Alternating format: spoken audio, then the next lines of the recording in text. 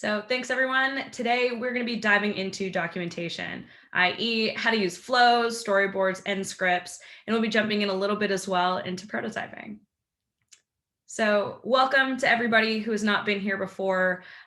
This is a series hosted by Voiceflow. We are a tool for anyone to be able to design, prototype, and build voice apps or conversational experiences. Our goal ultimately to make it easier than ever for anybody, whether you're a copywriter, a developer, a designer, a maker, to be able to really dive into conversation design and play around with it, even if it's your first time. And our ultimate goal is to be able to democratize conversation design and development for just about everyone, including teams and including hopefully many of you in the audience today. In this series, we do a bunch from interviewing thought leaders to highlighting creators and their stories, as well as connecting with business minds and futurists, ultimately so we can grow with this amazing conversational community. And don't forget, like I mentioned a little bit earlier in this presentation, we do have a book giveaway today. And if you have not already checked that out, you can do so by going to our Twitter, which is just Voiceflow HQ on Twitter, and retweet our most recent post to be able to enter in this. And we will be giving this away by the end of this presentation.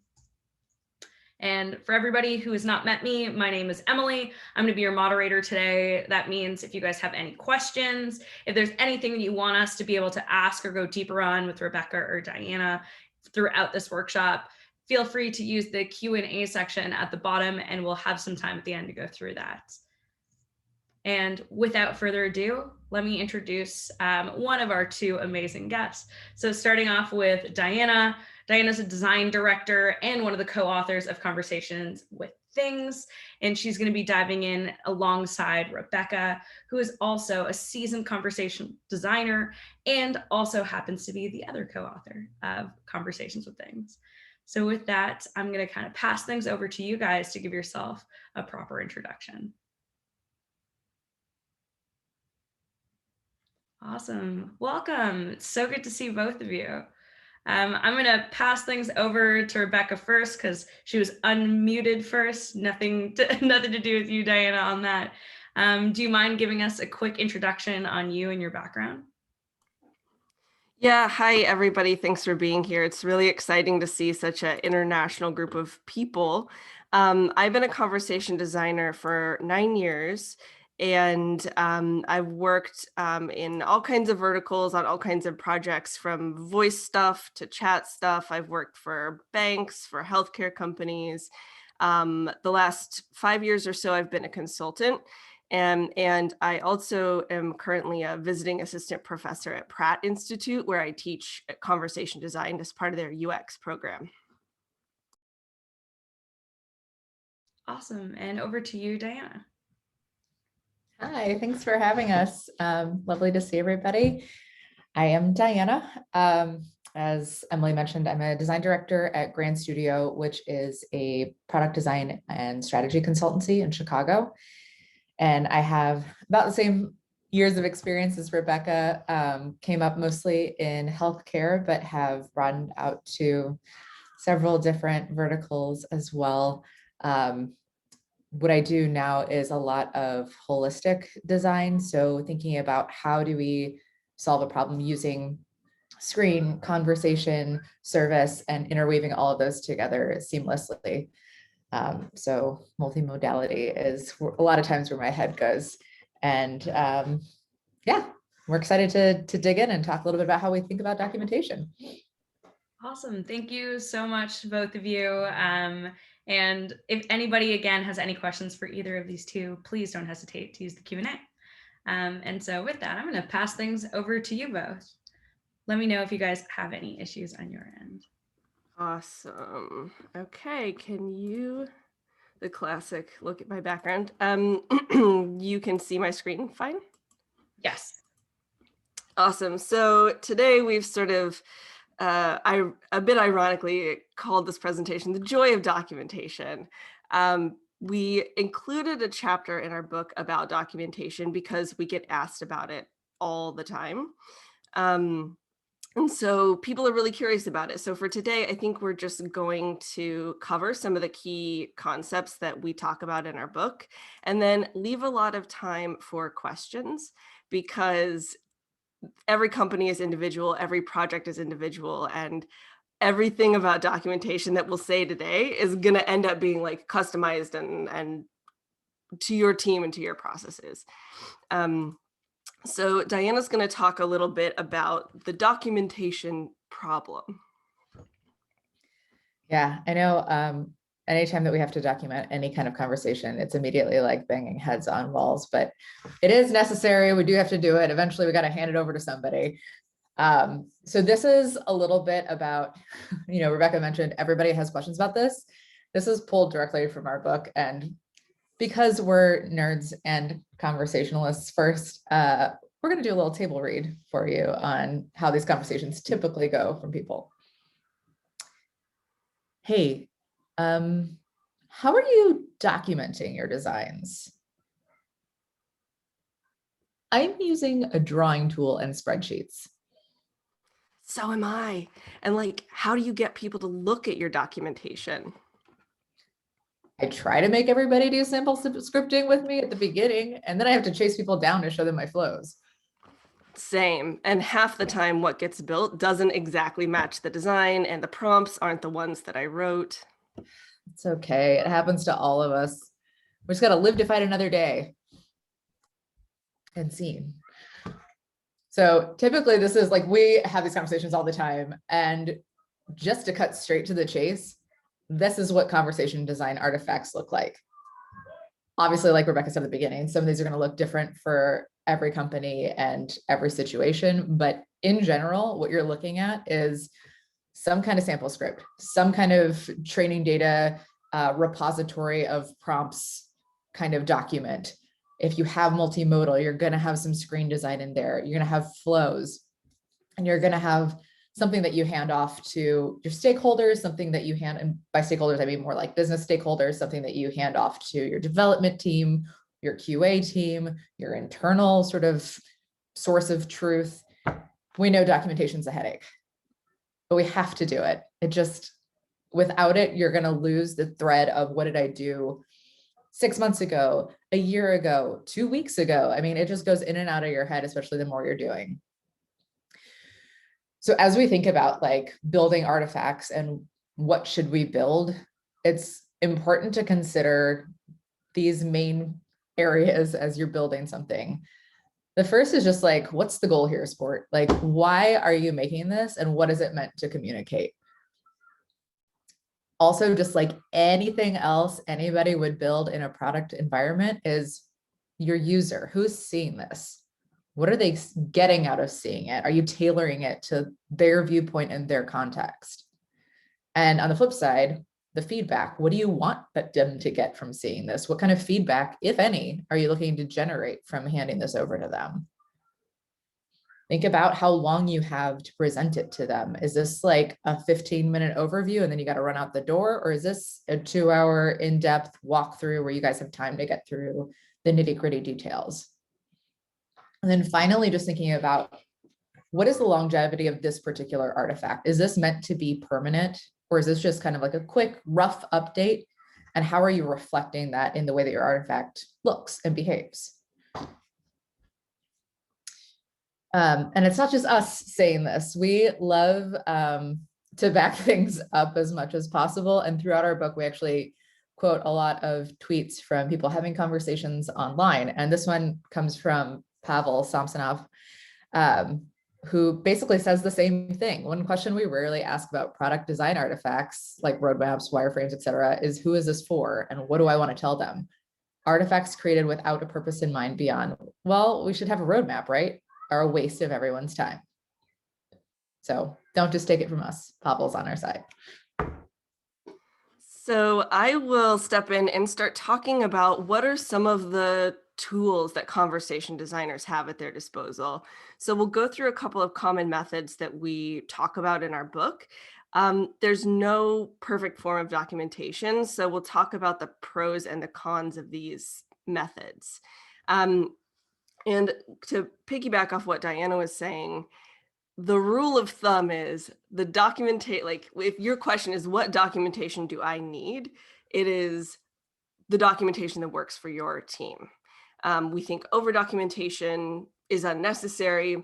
Under documentation can lead to problems, and that's going to look different depending on whether you are a team of one, a team of two, or maybe you're working on a huge system that has dozens or even 100 people working all on the same conversational product.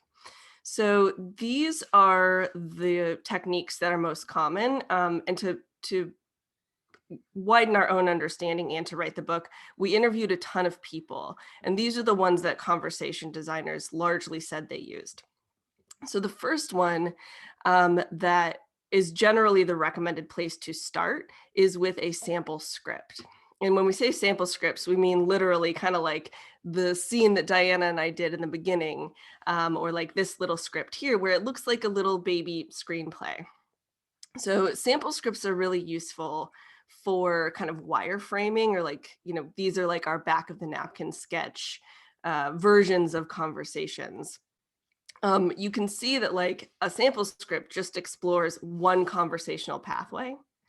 And generally, conversation designers try to think about all the conversational pathways. So this is really just a starting point. Sample scripts are really useful to compare two different ways to design the same feature, the same conversational pathway. So a lot of times if a team is discussing, oh, let's implement it this way, or let's try it this way, we'll make a sample script that shows like, okay, here's how those two different conversations would play out. And they're really useful to help teams make decisions.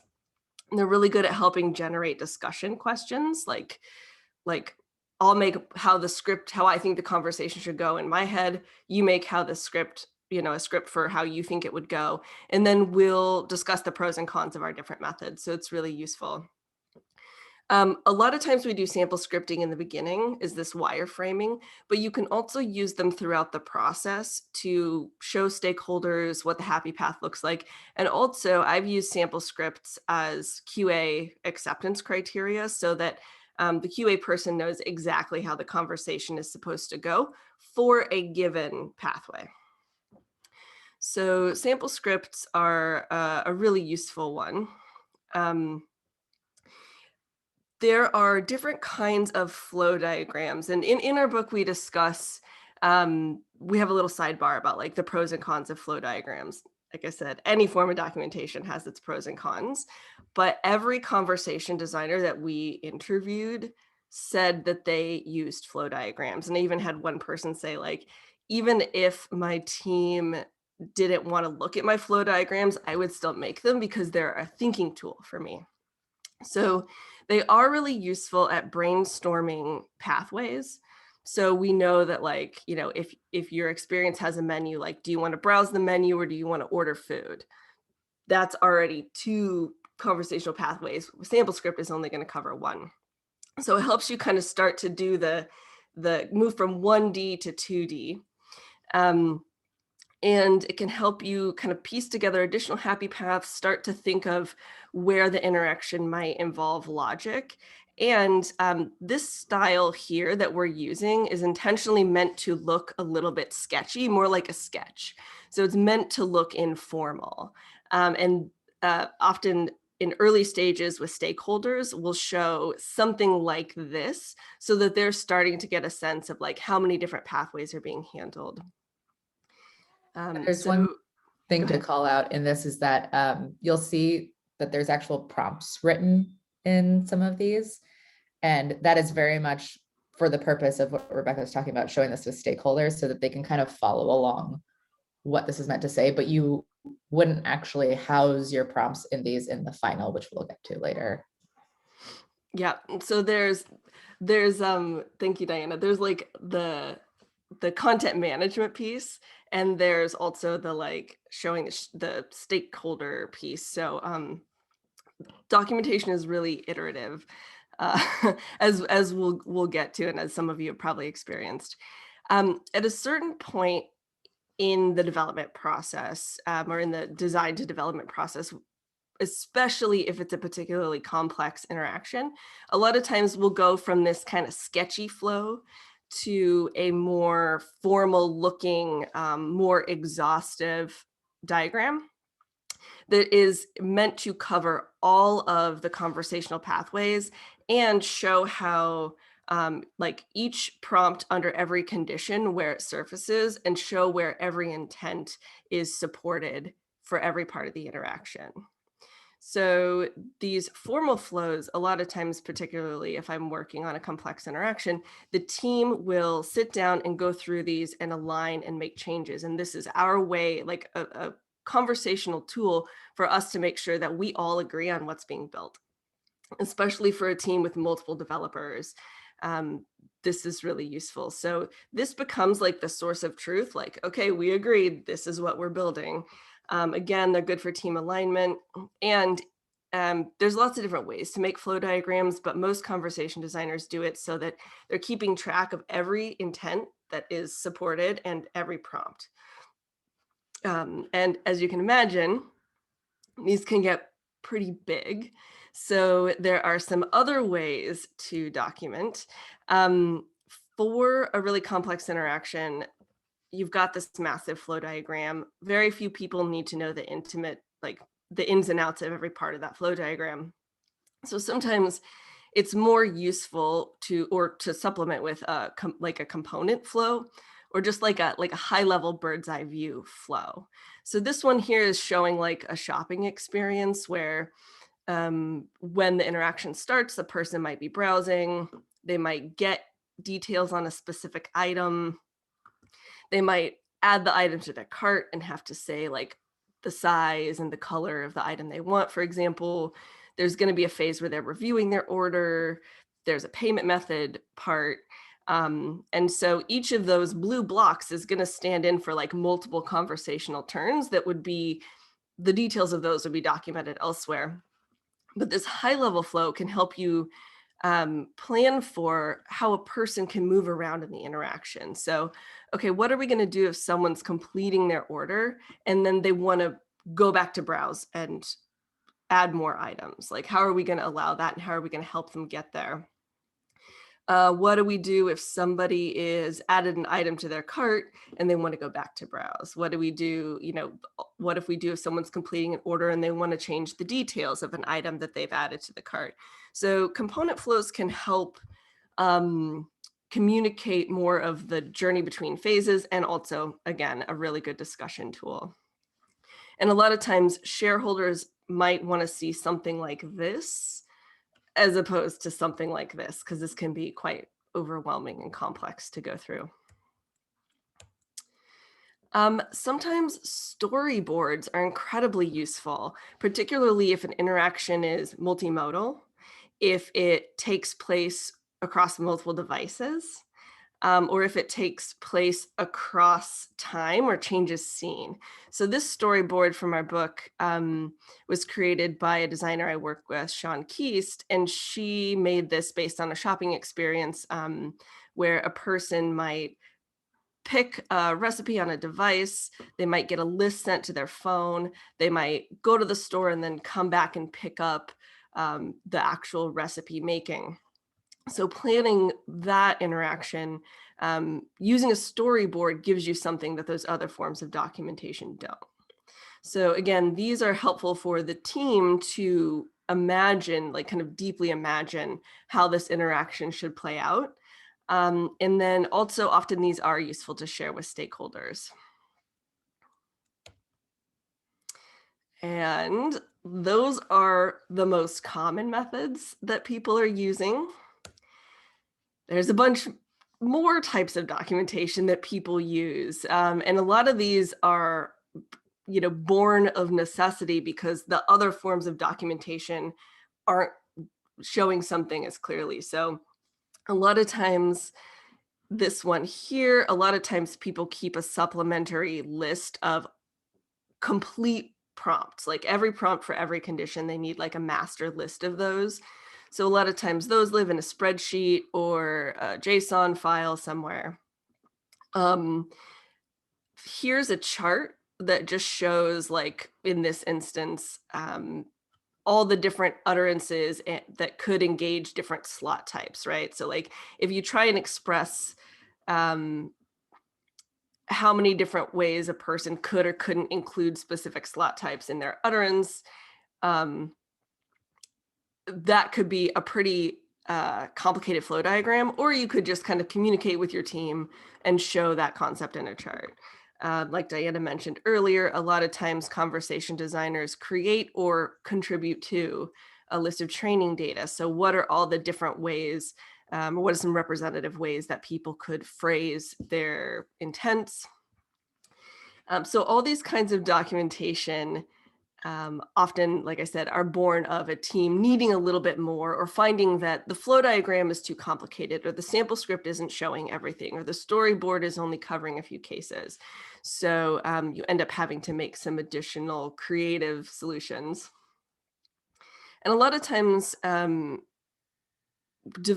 especially when I'm working with a team of developers, we'll work together on what documentation they need. So it's like, what will you use? What do you need to know? What can I help share with you?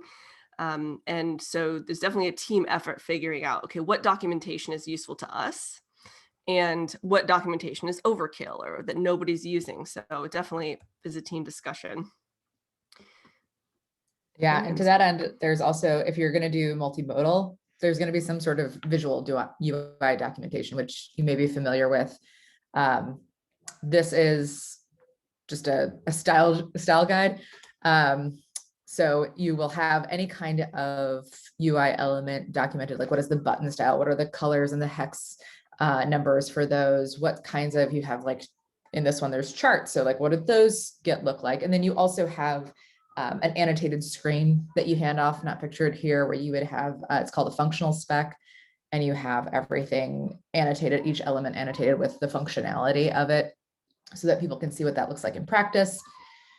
You will also usually do, or at least my teams usually do, a prototype to go along with it so that the devs can see what it actually behaves like. So when does the audio actually hit versus when is something popping up on the screen? And that really helps to kind of deliver that home. So yeah, that leads right into prototyping, obviously.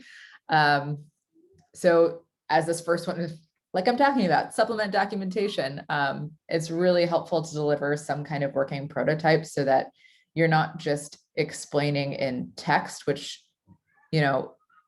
should be obvious as people who are all involved in conversation design, that sometimes writing isn't the same as speaking or walking somebody through something. But telling isn't the same as showing. So it just adds another layer of clarity to actually have, even if it's just a snippet of the actual experience prototyped, so that you can it's really helpful for devs. It's also incredibly helpful for stakeholders, although you have to be careful because they will love to take that and run around like it's a demo and take it on sales trips. So just be wary about how and when you're sharing that. It's also helpful to prototype just for data generation. So like when you're thinking about early stages, having some sort of lo-fi prototypes that you can generate very basic levels of training data and intent gathering, so that you get a sense of like, what would people want to do in this scenario? How might they phrase things? So when you build a slightly higher level prototype for usability testing, that you can gather better training data than just sort of slapping something together by guessing at it. And then finally, like you can't fix what you can't see, so to speak. It's really hard to put yourself in the position of understanding what the experience is going to be like for somebody without a prototype that actually lets you interact with it in the way that you are meant to. So if that is solely navigating via voice, if it's navigating via voice and screen taps, whatever that is, you will notice, even as the person designing it, you will have different behaviors. Even though you know every single pathway, you know everything that's coming, it is like a completely different experience when you have it in front of you and you're going through that in the way that a user might. And you'll catch a lot of sort of hiccups doing that on your own before you even have to put it in front of somebody. And then obviously they will be able to catch a lot of those too. Yeah, absolutely. And I'll hop in here and give just the one plug for Voiceflow. In the class that I teach in conversation design, I use Voiceflow with my students. And it is a really good way to just like make sure that the designs are flowing really well. And in business, I use it, like Diana said, to show to stakeholders. And also, it's really a useful tool for the team to come to alignment on. So like a designer can be like, okay, I made a prototype. Here's how we all agreed it would go. Let's test it and make sure that we all agree the decisions that we made actually are the ones that we want or the ones that are going to work well before you invest in any code. So just a couple uses there for Voiceflow, which we like a lot. Yeah, the other another one that I will just mention is Dialog Flow. It's free to sign up and use. So it's really accessible as well if you need a secondary one if for some reason Voiceflow doesn't for your team. So there are different ways that you can do prototyping, and these are just a handful of them here, but you can do anything from like, you know, what we did at the beginning, table reads, of just having a script and having people read back and forth. And you can do that amongst yourselves, or you can do that, you know, with people sort of like you would for a TV script, where you have like a bunch of people sitting at the table with you and the person playing the other side of the conversation kind of read and other people listen to you. Sorry, can you go back, Rebecca? Sorry, I'm trying. I got away from me. Sorry, I'm going back in time now. That's okay. There we go. You can also do prototypes that are like similar to a table read. You might do like some paper script testing where you're trying out like one version versus another version. I know one, actually, I think Brooke Hawkins, who's on this call, might have been part of this hot debate that I had with a colleague when we were all at the same company together over may versus might. And it's literally like the equivalent of moving a pixel on a screen, but it was a very heated debate over which one should go which, and having it in that sort of paper testing, being able to like talk through, well, here's like the rationale for using this one or this one, let's hear how it sounds, let's like see what some of these implications are, actually helps to work through, similar to what Rebecca had mentioned way back at the beginning of documenting for any reason. Clearly there's a lot here. I'm not going to go through every single one of these just so that we have a little time to go through questions. But the last one that I'll mention is these audio mockups can be really, really useful, and you don't have to invest a ton of like fancy software into it. You could record on a PowerPoint and then just kind of, I know people that do this and then click through. And again, it kind of gives you the ability to interact with the prompt in a way that you might not be able to do if you are having to read it out loud yourself and you are seeing the text. There's a difference between not seeing it coming at you and seeing it, and your brain is like processing it before it actually comes at you.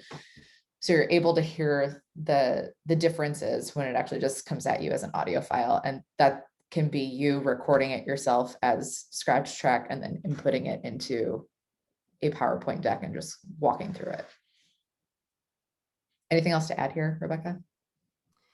Yeah, I think the takeaway is there are probably more ways to prototype than your team might be using, and some of them are really quick to put together, and you can get a surprising amount of value from low fidelity prototypes like audio mockups. So if you haven't done some experimenting with some of those methods, it's kind of fun and interesting to give a few a try and then talk about it with your team and see what did we learn from this? Was this useful to us? Is this something we want to add to our process? And the reason that we're talking about prototyping within this documentation conversation is not only because that's part of the documentation that you should be handing off, but it makes your getting to documentation a little bit faster, cleaner, easier by doing these prototypes along the way to gather more information in a much more accurate way as you move through it. So we just want to leave you with some overall documentation tips here. document everything. Like you will forget why you did something. You will forget what you did. Even if it's just you, we've heard this time and again from people who are designers and developers, and like they're a one-person show, and they will go back and be like, I don't remember what I was doing here. I don't know why I did this. What did I do with that other piece? So just write it all down because it will be handy to have it. Version it. Always label, like however you want to do versioning. There can be just like a straight up manual version of it where you're just dating it or like adding V1, V2. But having that version on it will save you so much time on trying to figure out which is the most recent one. Talk about it. Documentation is not just a placeholder for you to just chuck it over the fence and be done. It is a conversation starter. It is meant to be a place where you and other people can come together, look at what's going on, make sure that it's right through a discussion, and then have it as a shared source of truth. And if it's not working, if like, we've shown you a bunch of different stuff here, there are more ways to do this. This is certainly still a bit of, I saw a question come through on the chat of, is there a standard template that conversation designers can like pick up and customize? And I wish, maybe somebody knows of one. I don't. That I think is like the $1 million question. And the reason is exactly what Rebecca said in the beginning, is that everybody kind of works at this a little differently, and there's still a bit of Wild Westum to this. So it's about talking with your team and creating something that makes sense to you and makes sense to them, and that you both can use to get to the place that you need to get to, which is this product going out the door successfully. Lastly, back to Pavel. He's going to back us up on everything. No design artifact, a mock-up, prototype, case study can serve as a stand-in for a conversation. They are tools that make your conversations more powerful, but a force multiplier of any magnitude is wasted if the base value is 0. Make it matter, make it worth it to your stakeholders. That's what we have. We're ready for questions. And we wanted to save a lot of time for questions because people really are curious about how to do it. And so I think one of the goals of our book chapter was to give people a concrete place to start. When Diana and I got started as conversation designers, we were like literally making it up. We didn't really know that many other conversation designers. We were at companies who were figuring out as we went along. And so the book is intended to give people like, here's, just like you saw today, here's techniques, here's what people are doing. I think we both look forward to the conversation continuing to evolve as the technology matures and as teams figure out really effective ways. So maybe someday things will be more standardized. So we're really curious to get questions from the audience. Awesome. Thank you so much, both of you. There's like a whole post on like pretty much every single thing that you guys had shared throughout that. So really appreciate you guys sharing all your insights. We do have a few questions, and feel free as these things come along, everyone in the audience, to use that Q&A section at the bottom. It'll be the best way for us to be able to kind of get through all the questions I'm sure you guys have. So at the beginning, Claire asks, I see a lot of conversation designers skip the Wizard of Oz phase because they find it sometimes an inefficient time drain or a little awkward. We've all been there before. Do you have any tips or tricks for an efficient WOZ testing? Thanks. I inadvertently came on, I think, a relatively successful way for myself and for my team in doing it remote. And the reason for this is you can set it up the way you would set up any like remote usability testing. So however it is that you tend to recruit for your participants, you can go that same route. And then having, when you get the screen turned on, turning off so that it's just like your name, but you can remove your name and put a picture of the device that you are trying to imitate. Helps people get into the setting that they are actually talking to the device because they're on their computer. The device picture, it's there. It's sort of like naturally putting them in their state versus trying to do this in a room or in somewhere else. I mean, unless you have like a specific, like you're trying to do something in the kitchen or the car where putting them in that specific context might make more sense. But for most kind of like voice interactions, this can work really well. Likewise, doing it over the phone if you're trying to do like an IVR thing. And then you can Wizard of Oz test to your heart's content. And you can even, which makes this a little bit better, because you're not on camera or in the room or trying to necessarily be quiet anywhere. You can have all of your papers, all your scripts, like you can have it on your computer. You can have it out in front of you. You can shuffle around as you need to. You can have people jump in and like point to things if you've kind of missed where that conversation starts. So having even just the pure point of having more people in the room, I think is helpful. So that's a very long, rambly answer to what I like to do. Rebecca, do you have anything else that you would suggest? Yeah, I think Wizard of Oz testing is really useful, and I think it does give you something that other forms of testing don't offer, which is like sort of if somebody goes down a pathway that is not built yet, as you know, if you are the wizard behind the curtain, you can potentially on the fly come up with a way that that pathway could be handled. So I think it is the flexibility of it is really, really useful. And I think my preference is always to do like multiple forms of prototyping, because I do think that the part of the conversation is like you learn something different from each type. And you're sort of like designing little experiments to learn new things or surface things that you didn't know before. And I think we're both generally Wizard of Oz fans. Awesome. The next question is from Angela. What tools do you use to create the audio files so that the text is read out loud with the voice assistant, or just in general when doing low fidelity prototyping? Yeah, so the way that I do it is, well, you could use Voiceflow for this, or you could use Amazon Poly, AWS Poly, to basically like get a way for a synthetic voice to read the lines that you want. So to read out all the prompts, Amazon Poly lets you download an audio file of the clip being read, so it's really easy. And so I would like put each individual prompt into Poly, get the little audio file of each of those, and use a program like Audacity, which is I think like open source audio editing software, to like put in the prompts for the bot and then record myself being the person. So I'm basically creating like a back and forth conversation where it's a pre-recorded synthetic voice, then it's a recording of me answering, and then the bot, and so on. So I use Amazon Poly, which is free, and then Audacity, which is free, to kind of make the radio, play of the interaction. Diana, do you use other tools? I'm way jankier than you are. I record on like either just like start a Zoom meeting and record myself and like read just all the prompts from the script, and then cut it up in like GarageBand or iMovie or something, or I just directly record in there and cut it up.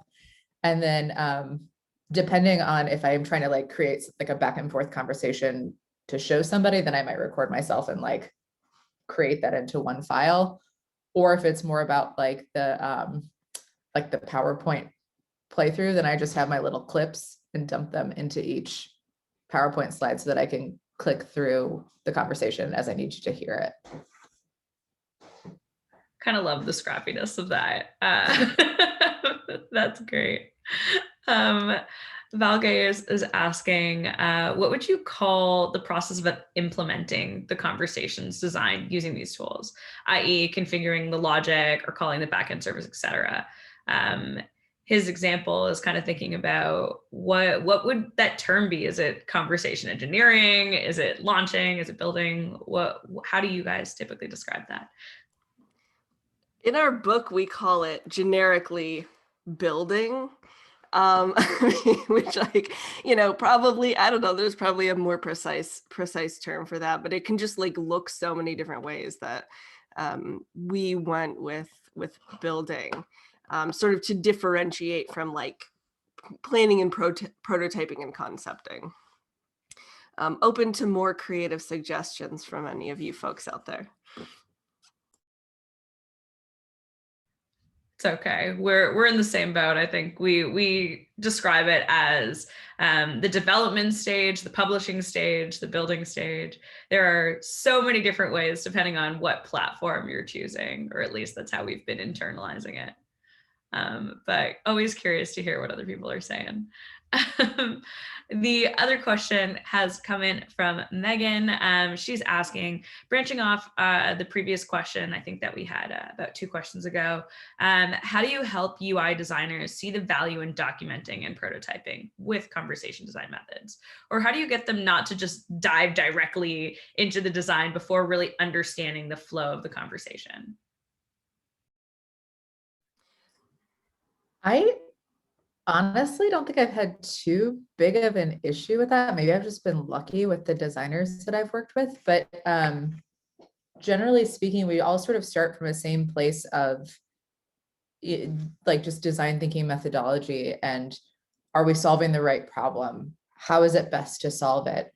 Let's like go through that full process. And by the time that we get to like, well, this is the conversation piece and this is what needs to be in a visual setup, it's everybody's on the same side of that, because we've been through that more discovery and planning process part of it together.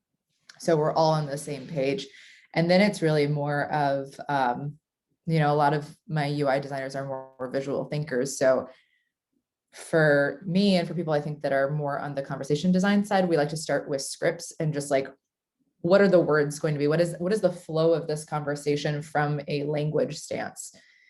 And that can be tough for UI designers, but oftentimes I just say like, I know this is uncomfortable. If you want to like not be in the room for a couple hours while we just like knock some of this out, that's okay. And sometimes they do, they leave and they go like work on something else. And other times they're like in there because they want to be part of the process. And then once we get through that, then we kind of take that and chunk that out into some of those high level flows that Rebecca was showing. So that, and that's a little bit easier to wrap their brains around because it's in more of a visual state. And then we really can start to pick apart like, okay, this is like a feature here, and this is another feature here. And it's more in the language that they're used to. And then that kind of helps show them like where we're going with this. So then when we need to pick things apart and really dig into language, it doesn't feel as uncomfortable knowing that like, okay, we're going to drive this with language first because I see how this worked and it came back around to where I can think about this. Yeah, I think the question makes me wonder. I mean, I've certainly been on projects where, not to throw PMs under the bus, but where a PM has been like, oh, hey, like gone to a UI designer and been like, I need 5 screens that do this. So please deliver me 5 screens. And they do what they're told, because, their boss asked them to. So sometimes it can be a case of convincing the PMs or other forms of leadership that like, hey, there is kind of a delicate dance between the visuals and the language, and we have to design them together. So like an example, I'm currently like literally, I did this yesterday on a project where I'm building a game with a group of people, and it has a screen component, and we were trying to figure out how to explain different types of puzzles in the game. So I sat down with the visual designer who had made the screen mock-ups, and I had looked at those and kind of made my verbal mock-ups, like this will be what's read while this, what's spoken aloud while this screen shows. And we put the visual up on the screen and I read out the prompt, and then we made adjustments, sometimes to the copy that I had written. And sometimes we realized that we should make a change to the visual screen. So, I don't know if you would call that just a walkthrough or like a slowed down Wizard of Oz or whatever, however you want to think of that. I think taking 1 hour to just kind of walk through how those things will fit together, you can learn a lot from, and they'll probably be really interested in how those pieces fit together. Awesome. Kind of on that topic of multimodality and kind of walking that fine line, Gori asks, can you share examples of how you show voice or audio interweaving at certain points throughout the conversation? when designing for multimodal? Or do you have any resources in mind that visually show and explain some best practices for this? And if you guys don't have any off the top of your head, I'm also more than willing to gather that, and we can shoot that off afterwards as well. So is this sort of a question about how you demo like multimodality? I think it's probably on the demo side, or just kind of how do you showcase. I know that you guys brought up storyboarding, which I think is a brilliant way of kind of showing that context switch or what the platforms might have as differentiators. But I think it is a little bit more on just kind of how to showcase that if they were to go back and forth, or if they were to have visuals only, screen plus visuals, screen plus voice, etc. Yeah, I think this is probably where you were going, Rebecca. The kind of going the demo route is a really kind of tried and true way to handle showing somebody else what that looks like in a higher fidelity than something like a storyboard. And something that we've done before is just, again, I love to do things in a really janky method, so I apologize because I'm not being like super fancy here. But we will do like, I think there's something called Screen Grab It or some software like that, or just like doing again, like a Zoom call or something and recording, going back and forth from what that interaction looks like on the computer. And then when it's spoken out, like when it triggers and it's spoken out loud, if it's like desktop based, if it's going in between different modalities, then we might do that more as like a quick prototype in like Figma or Sketch, and then exporting that like as a GIF and putting that in a slide deck so that you can kind of move from essentially an image of a person holding a phone and seeing what that looks like. You can again insert the audio file of Scratch audio playing through so that it triggers at the right time. It's not the like most fancy, elegant way to do that, but that is what has worked for us. Yeah, I mean, when you start working with multimodal interactions, the question gets at how complex, how many things you're trying to sync and time together. So one thing that I've done in the past is like create a special part of the flow diagram with a label that kind of like shows there's a visual to this part, there's a visual triggered here, or there's a video triggered here, or an animation triggered here. You can incorporate those into flow diagrams, makes them more complex, so that's always fun. And then in terms of like showing people, or like kind of a lot of times we'll set up a content repository for all these visuals and all these assets and tag them, and work with developers to like, okay, how do we tag this visual so that the system knows when to pull it? But it can be really useful just within the team to make like a demo video where you find some way to like fake how it's going to look. And I think even a little video that shows how the interaction is supposed to go can help everybody kind of like shake hands and understand the whole system. So I think with multimodality, you have to get creative and maybe a little weird to get the team on the same page with all that stuff. Awesome. This is a very quick question from Lorena she's curious, which word won in your debate, Diana, might or may? Oh my God. Sorry if this is triggering. No, I'm just really trying to remember. I think it was May, because I think I was on the side of might and I think I lost. I feel like people often will try to remember if they win. So in this case, it must cut deep. So yeah, I'm like blocking it out. So awesome. Another question from Anna is, how often do you use storyboards in your conversation design practice? Are they especially useful for certain types of conversational agents? I think they're most useful for what we might call like longitudinal interactions, where a person is talking to a bot or a voice bot or using multimodal interaction over time. So basically, if there's more than one scene, like I use the chatbot in the morning and then I come back later in the afternoon, that's a good opportunity for a storyboard.